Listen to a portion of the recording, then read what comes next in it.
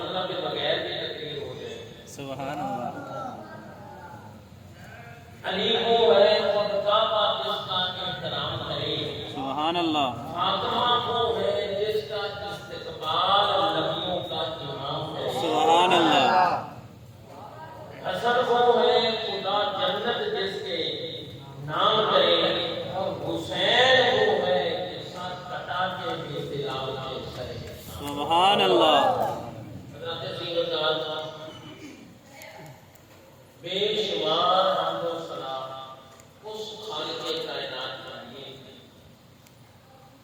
جو سمیع بھی ہے، کثیر بھی ہے، علیم بھی ہے، اور بے شمار کروڑوں انگنت درود و سلام اس ہستی والا صفات پر جو رحمت للعالمین کا تاج لے کر دنیا میں جلوہ کر ہوئے اور خاتم النبی کا صحرا دنیا میں سجا کر نبیوں اور ولیوں اور تمام لوگوں کی صف میں ایک ممیز اور ممتاز مقام حاصل کر کے ہمارے لیے باعث فخر و ناز بنے.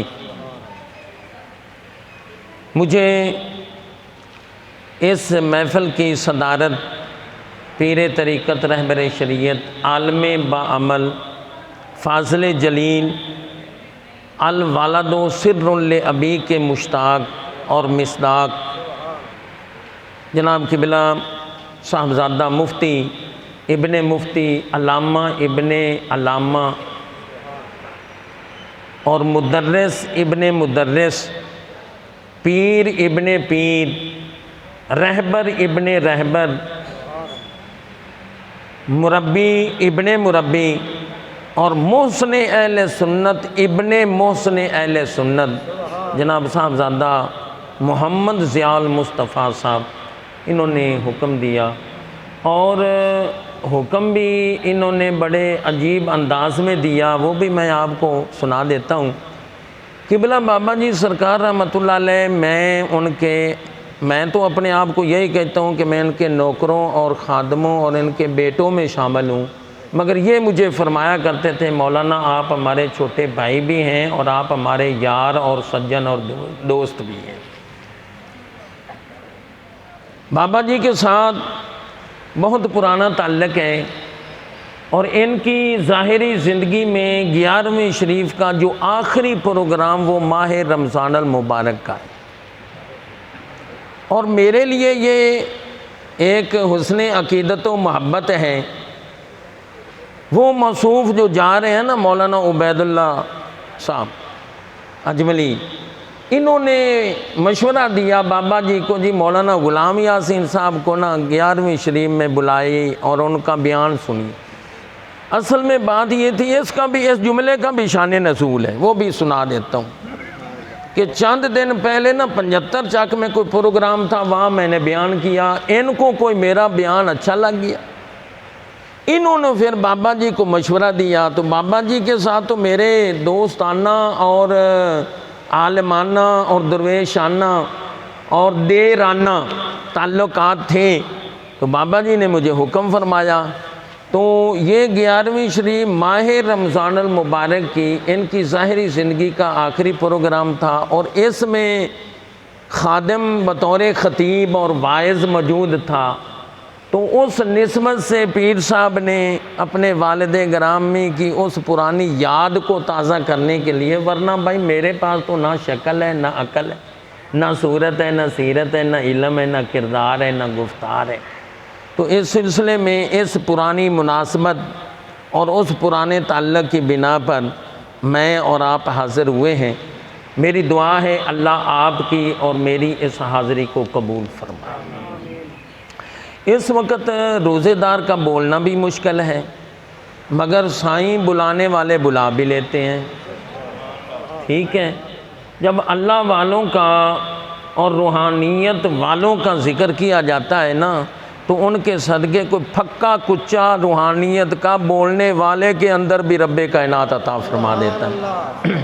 پہلے تو میں یہ عرض کر دوں، یہ مبارک مہینہ جو ہے نا رمضان المبارک، تورات، انجیل، زبور اور ابراہیم علیہ السلام کے صحیفے اور قرآن مجید اس مبارک مہینے میں چاروں آسمانی کتابیں اللہ کریم نے نازل فرمائی۔ اور اس کے علاوہ تیسرے روزے یوم وصال ہے سیدہ طیبہ طاہرہ سیدہ فاطمہ الزہرا سلام اللہ علیہ۔ ساتویں روزے سیدہ طیبہ طاہرہ فاطمہ بنت اسد ان کا یوم وصال ہے۔ اور 9ویں روزے ام المومنین حضرت سیدہ صفیہ رضی اللہ تعالی عنہا کا یوم وصال ہے۔ اور 10 روزہ کو یوم وصال ہے مسلمانوں کی پہلی اماں جان اور میرے نبی علیہ السلام کی وفادار لجپال مبارک بیوی سیدہ طیبہ طاہرہ سیدہ خدیجہ الکبریٰ رضی اللہ تعالیٰ۔ اور 13 روزہ کو ام المومنین حضرت سیدہ ام سلمہ کا یوم وصال ہے۔ اور 17 روزے کو ام المومنین حضرت سیدہ طیبہ طاہرہ حبیبہ حبیب رب العالمین حضرت عائشہ صدیقہ رضی اللہ تعالی عنہا کا یوم وصال ہے۔ 18 روزہ کو میرے نبی کریم صلی اللہ علیہ وسلم اور آپ کے ہم سب کے لجپال وفادار نبی مکرم کے والد گرامی حضرت سیدنا عبداللہ رضی اللہ تعالیٰ عنہ ان کا 18 روزہ کو یوم وصال ہے۔ 19 روزہ کو آپ کی دوسری لخت جگر نبی پاک صلی اللہ علیہ وسلم کی حضرت رقیہ رضی اللہ تعالیٰ عنہا کا یوم وصال ہے۔ اور 21 رمضان المبارک کو سیدنا خلیفۃ المسلمین امیر المومنین علی المرتضیٰ شیر خدا رضی اللہ تعالیٰ عنہ کا وصال مبارک ہے۔ اتنے بزرگ ہستیاں اور ہر آسمانی کتاب کا اس مبارک مہینے میں وصال مبارک اور نزول مبارک ہے۔ 6 عبادتیں ایسی ہیں جو مسلمان صرف اس مہینے میں کرتے ہیں، کسی دوسرے مہینے میں نہیں ہوتی۔ توجہ سے سننا ہے، 10-15 منٹ کی گفتگو ہوگی، وقت کا تقاضا ہے۔ پہلی عبادت یہ ہے کہ اس مبارک مہینے کے روزے مسلمان رکھتے ہیں۔ دوسری عبادت یہ ہے کہ کثرت کے ساتھ قرآن پاک کی اس مبارک مہینے میں تلاوت ہوتی ہے۔ تیسری عبادت یہ ہے کہ تقریباً پورا مہینہ نماز تراویح با جماعت اس مبارک مہینے میں ہوتی ہے۔ اور چوتھی عبادت یہ ہے کہ اس مبارک مہینے میں وتر با جماعت پڑھے جاتے ہیں۔ اور 5ویں عبادت یہ ہے کہ اس مبارک کے آخری 10 دنوں میں مسلمان اعتکاف کی نعمت حاصل کرتے ہیں۔ اور 6ٹھی عبادت یہ ہے کہ اس مبارک مہینے میں اللہ نے ہمیں لیلۃ القدر کی نعمت عطا فرمائی۔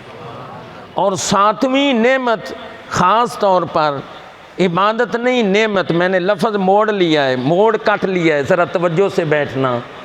8ویں جو نعمت اس مبارک مہینے میں صرف اور صرف ہم لوگوں کو رب کائنات نے عطا فرمائی، وہ یہ ہے کہ اس کے 27ویں تاریخ کو اللہ نے ہمیں ملک پاکستان کی نعمت عطا فرمائی۔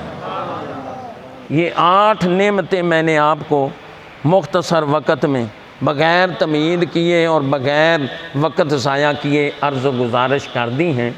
میں قرآن مجید کے حوالے سے ایک آیت سے اپنی گفتگو مزید آگے بڑھاتا ہوں۔ حضرت سیدنا یحییٰ علیہ السلام کا جب ہم ذکر پڑھتے ہیں تو وہاں پہلے ان کا ذکر ولادت وغیرہ اور آخری رکوع کے آخر میں آتا ہے والسلام علیہ یوم، اس دن پر سلام ہو جس دن وہ یحییٰ علیہ السلام دنیا میں جلوہ گر ہوئے، یعنی پیدا ہوئے۔ والسلام علیہ یوم یموت، اس دن پر بھی سلام ہو جس دن حضرت یحییٰ علیہ السلام دنیا سے رخصت ہوں گے۔ والسلام علیہ یوم یبعث، اور اس دن پر بھی سلام ہو جس دن وہ قبر سے اٹھ کر میدان محشر میں جائیں گے۔ یہ ایک یحییٰ علیہ السلام کی بات کی ہے۔ اب حضرت عیسیٰ علیہ السلام، والسلام علیہ یوم ولدت و یوم اموت و یوم ابعث حیا، مجھ پر سلام ہو، عیسیٰ علیہ السلام فرما رہے ہیں، اور قرآن کے الفاظ ہیں، مجھ پر سلام ہو جس دن میں پیدا ہوں اور جس دن میں فوت ہوں گا اور جس دن میں دوبارہ اٹھ کر قبر سے نکل کر میدان محشر میں جاؤں گا۔ میں نے دو آیتیں، دو نبیوں کا مختصر ذکر کرنے کے بعد جو نتیجہ ہے نا وہ یہ ہے، دنیا میں آپ بھی آئے ہیں، میں بھی آیا ہوں، مگر اللہ والوں کا دنیا میں آنا بھی منفرد اور ممتاز ہے، دنیا سے جانا بھی منفرد اور ممتاز ہے، اور قبر سے اٹھنا بھی منفرد اور ممتاز ہے۔ اللہ والے جس دن دنیا میں جلوہ گر ہوں اس دن کو قرآن سلام فرما رہا ہے، اور جس دن ان کا وصال ہو، وصال مطلب ایک ہوتا ہے، الفاظ مختلف ہوتے ہیں، یہ بات ذہن میں رکھنا۔ فلانا مگرو لتھا، فلانا مر گیا، فلاں کا انتقال ہو گیا، فلاں کا وصال مبارک ہو گیا، مفہوم ایکو ہے، الفاظ بولو مختلف ہیں۔ جس طرح الفاظ مختلف ہیں نا، اسی طرح ان کی موت میں بھی رب کائنات نے فرق رکھا ہے۔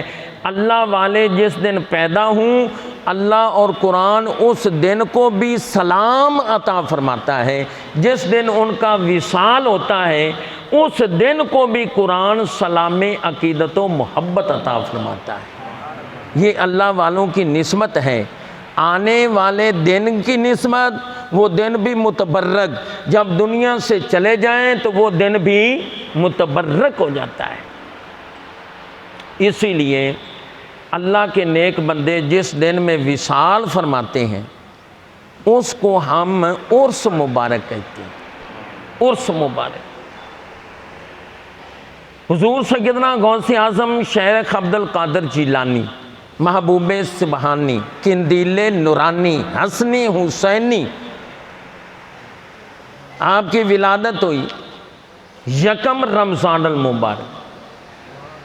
بادل تھے، رات کو کسی نے چاند نہ دیکھا، ذرائع ابلاغ آج والے نہیں تھے جس سے پتہ چلتا کہ یکم رمضان ہوئی ہے یا نہیں۔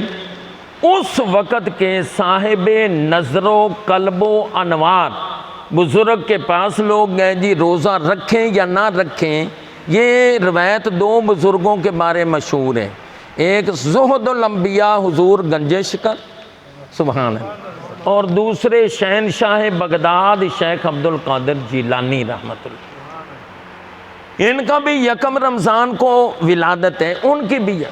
تو بزرگوں نے فرمایا کہ ابو صالح جنگی دوست کے گھر بیٹا پیدا ہوا ہے، ان کو دیکھ لو، دن کو ماں کا دودھ پی لے تو آج روزہ نہیں ہے، اور اگر دن کو وہ ماں کا دودھ نہ پیے تو پیدا ہوتے ہی اس نے رمضان کا روزہ رکھ لی۔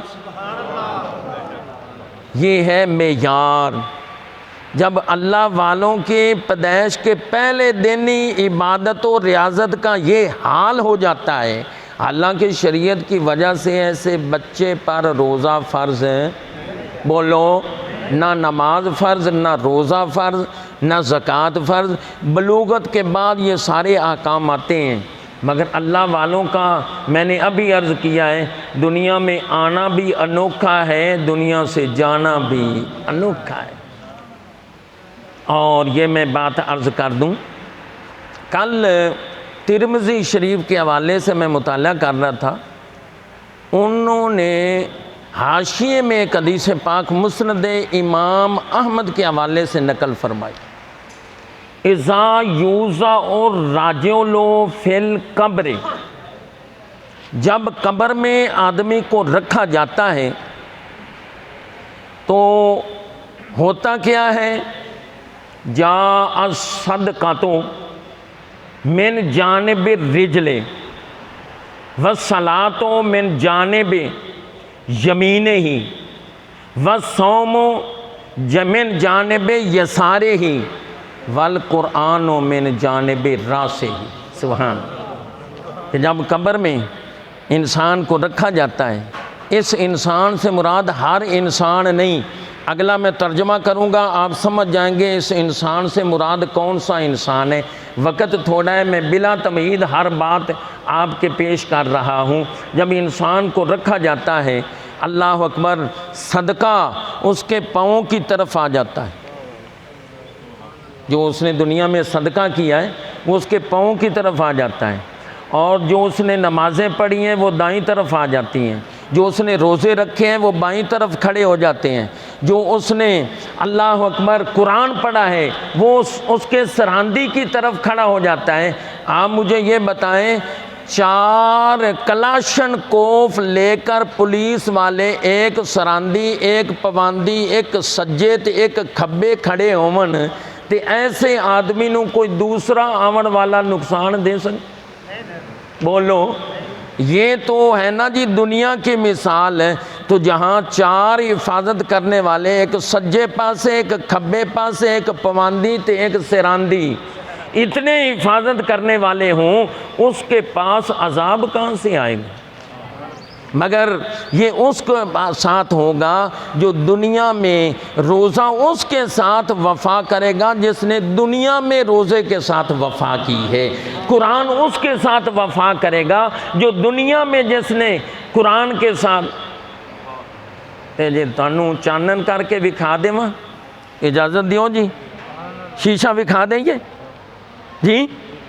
کیوں جی شیشہ وکھا دیں گے؟ او شیشہ، او شیشہ، اس شخص نے ساری عمر قرآن کی نوکری کی، ساری عمر۔ قرآن سے مراد آپ یہ نہ سمجھ لیں کہ جو قرآن کو حفظ کرے بس یہی صرف نوکری ہے۔ پیر سائیں نبی علیہ السلام نے یہ نہیں فرمایا خیرکم من تحفظ القرآن وحافظہ، یہ نہیں فرمایا۔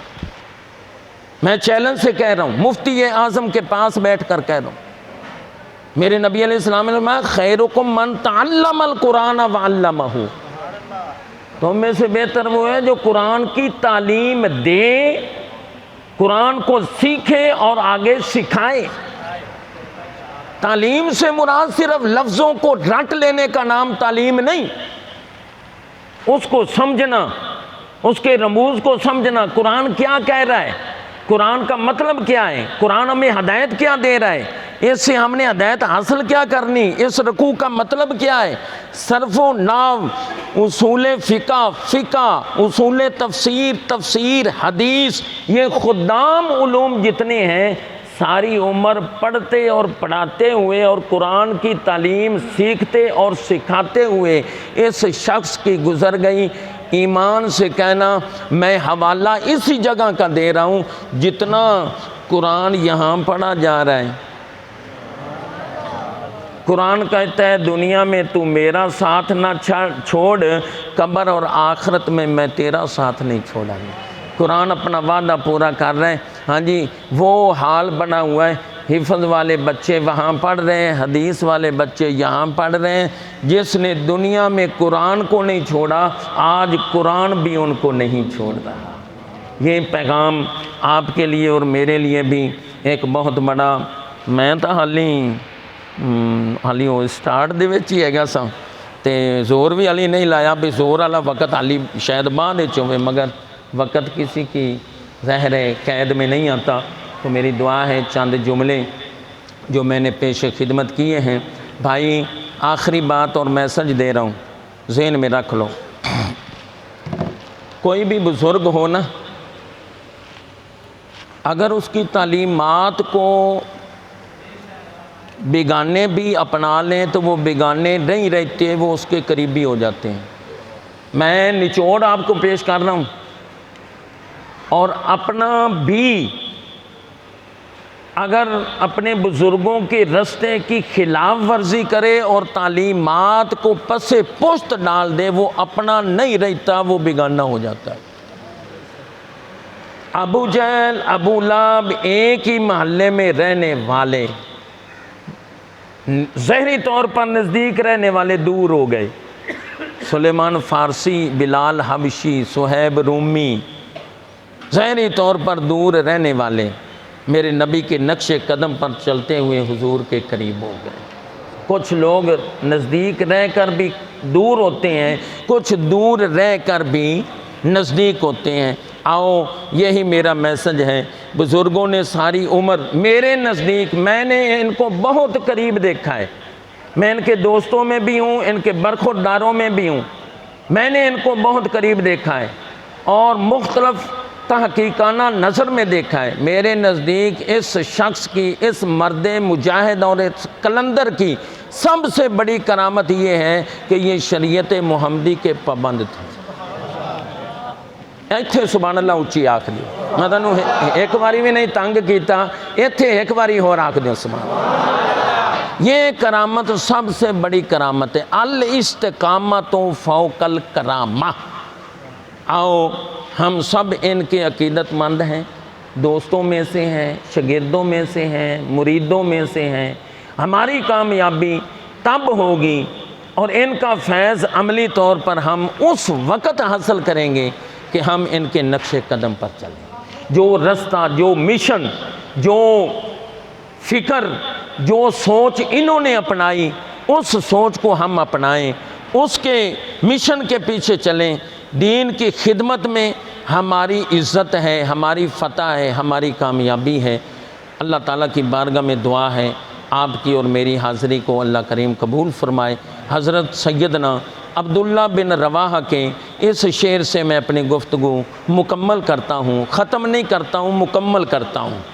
لفظاں دے بھی غور کرے آئے ہیں۔ اللہ اکبر۔ امت فضائلہ کل العباد کما امت البریۃ ضوء القمر والشمس۔ جس طرح پوری دنیا پر سورج اور چاند کی روشنی پہنچ رہی ہے، میرے نبی کا فیض بھی پوری دنیا پر پہنچ رہا ہے۔ فقیران آئے صدا کر چلے، تم خوش رہو ہم دعا کر چلیں۔